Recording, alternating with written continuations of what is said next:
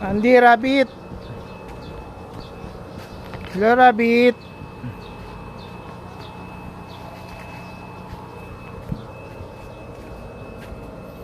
Hi, rabbit. Rabbit.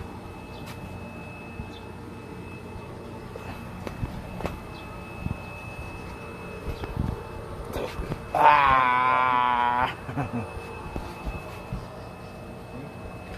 Oink, oink, oink, oink, oink. Saan natin hydroponics nila? So, mga rabbits.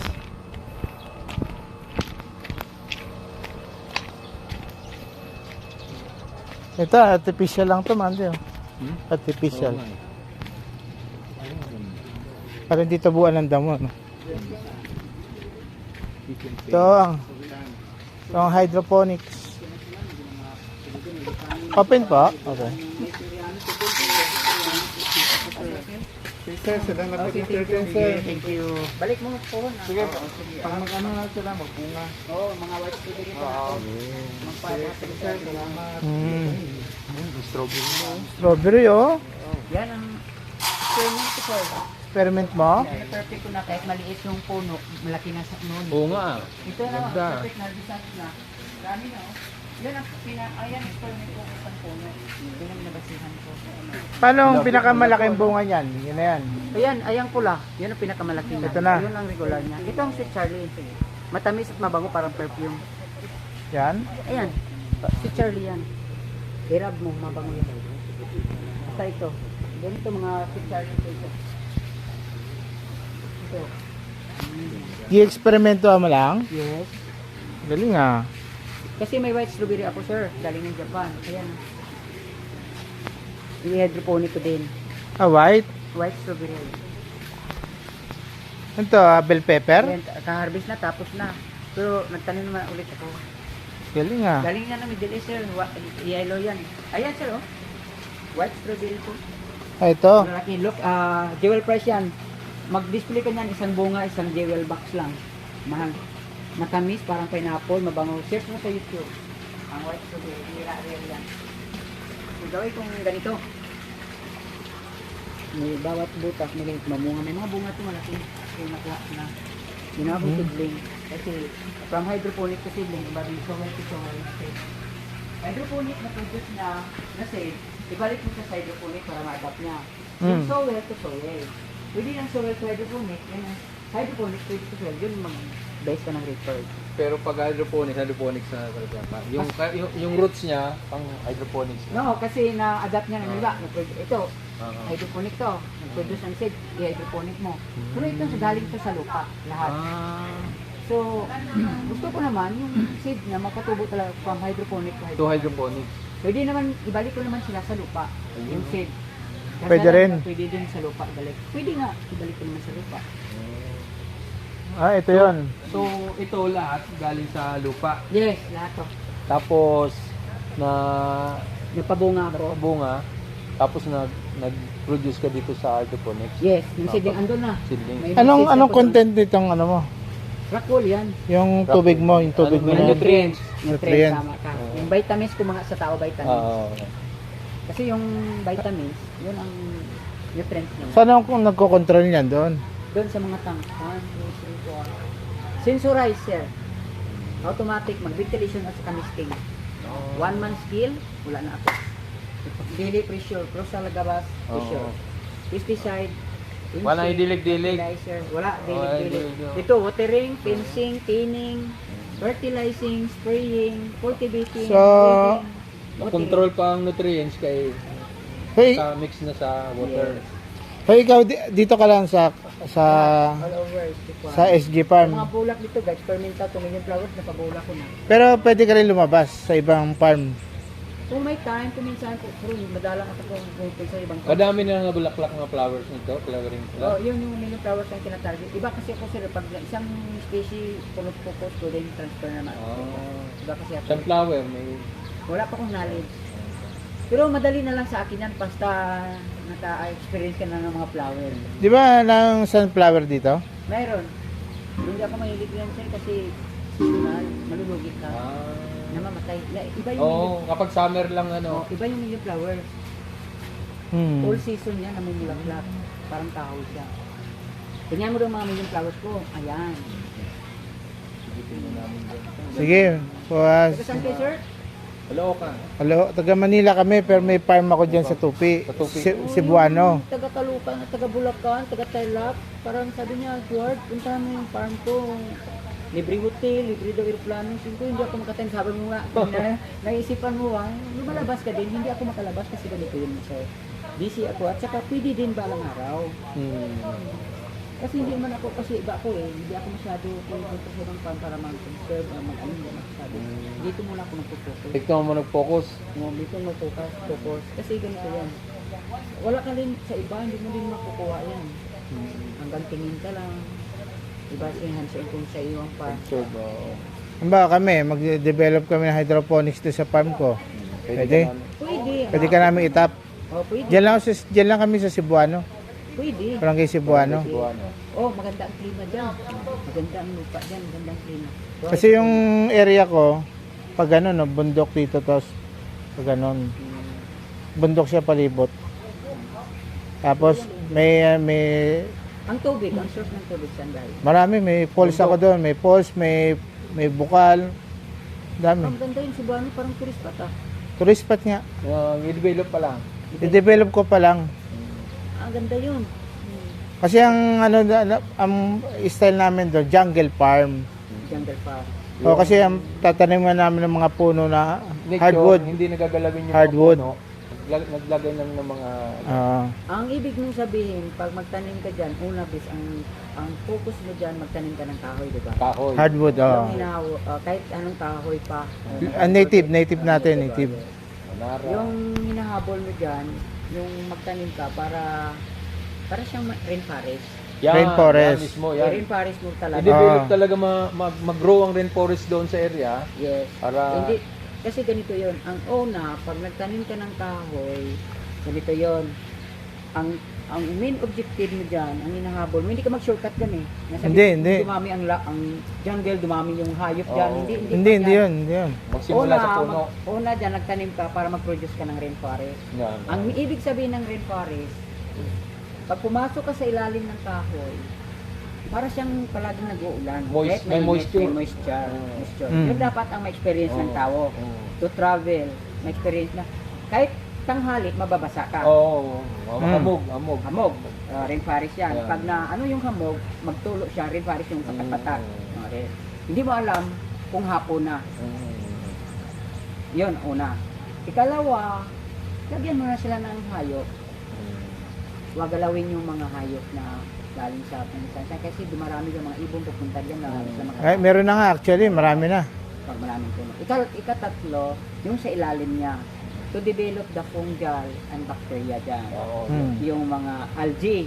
Yan. Yan. Kasi attraction yan May streams kasi doon may streams. Pag dyan, gano'n na yon, magtanim ka ng mushroom. Ang mushroom dyan, magtanim ka din, pwede din silang tutubo lang. Yung mushroom, halimbawa, kasi pag rainforest na gano'n na, may mushroom talaga tutubo dyan, by nature. Hindi na yung ikaw natural, pa by natural lang. Oo, yes. Yung fern, mga giant na fern. Fern, may mga fern nga. Nilagay mo dyan. So, pag nakaproduce ka ng mushroom sa ilalim, kung ako evaluator, it considered a perfect jungle. Oo. Pag walang mushroom sa ilalim, hindi pa yan. Hindi yung galing sa department Yeah, of hindi. culture. Hindi. Yung natural. Natural talaga na ano. Yung ang nagpatubo sa kanya yung kahoy. Kasi Yung malamig, yung malamig yung nagtutulungan klima. sila Oo. Si circulate. Yes. Ano pa? Pero mahirap gawin yan, sir. 10 to 20 years. Yan, Oo nga, yun 10 nga years ang goal yung namin, goal 10 years. namin. 10 to 20 years. Bali, sa 10 years na yun, ano pa lang, starting pa lang yun. Mula, Yun simula ang ngayon. wala ngayon ibalik. Ibalik mo yan na nito. Bali, yan ang Kasi more or less ano yun gusto namin. yung area namin is more or less 11 to 12 hectares Kaya yan. Ayun yung ano Kaya namin. yan. Kasi ganun yun. Pag wala ka hindi na yung sisigat ng araw kahit isang ganito lang. Ang pugs kasi dyan magbuo, ang moisture kasi yung hangin dyan ang bubuo at ibubuo niya naman. Malamig. Malamig siya. So, Yun nga. hapon parang aircon. Nakita kasi namin sa Thailand tsaka sa Bali, yung ganyan. Ganun din. Yung ganon. Tapos nung yung naging rainforest na siya, ilagay lang sila ng mga yung mga bahay-bahay sa gilid. Tapos pero luxury kasi merong parang hotel accommodation Ang style. meaning is, ang tawag natin yung mga tree house. Parang tree house. parang tree house. Magtayo ka dyan, pero huwag kang puputol. Walang puputulin. Walang puputulin, Kung walang. hindi mo kahoy, pwede. I-preserve yung mga puno na nandyan. Pero ang kahoy mo, wala ka putulin yung kahoy mo, parang haligin niya na. Pwede ka magtayo sa ilalim. Kasi sir yung gilid niya, yung gilid niyang bundok, bato, rock mountains eh. Mararo. May rock mountains, merong hindi. Kasi ano siya sir, basin. Lahat ng nakapalibot dito sa amin 'yon. Basin siya. So ito marami na rin itong nakatanim ng mga puno. May mga existing na timber na doon eh. Ang ano lang namin, eliminate namin yung mga hindi native. Kagaya yung Gimelina, yung mahogany. Anay namin yun. Tatanggalin namin, papalitan namin ng mga native. Na, Gagawa naman kayo ng dyan, ng plan, kung saan kayo kukuha ng mga organization, Hindi, meron na seeds, meron sir. Onara. Yung ano pa yung mga Lawaan, white lawaan, red lawaan. mahogany, lawaan, Yung mga nato, dao. Ganyan. So, kung anong mayroon sa mga jungle ng panahon, balik. Ayan, yan ang goal namin Kasi ganito yan, sir. mahaba-habang Kasi panahon. ganito yan. Ganito yun. Pag walang butterfly, pag magliit na yung species ng butterfly, liit din ang tao. Kasi ganito yun. Ang butterfly, namimili sila lang dahon, doon sila titira at doon sila nangingitlog. Mm. Pag pinutol mo ang isang kahoy, yung species na butterfly wala na. Makat off yan. Mm. Makat off.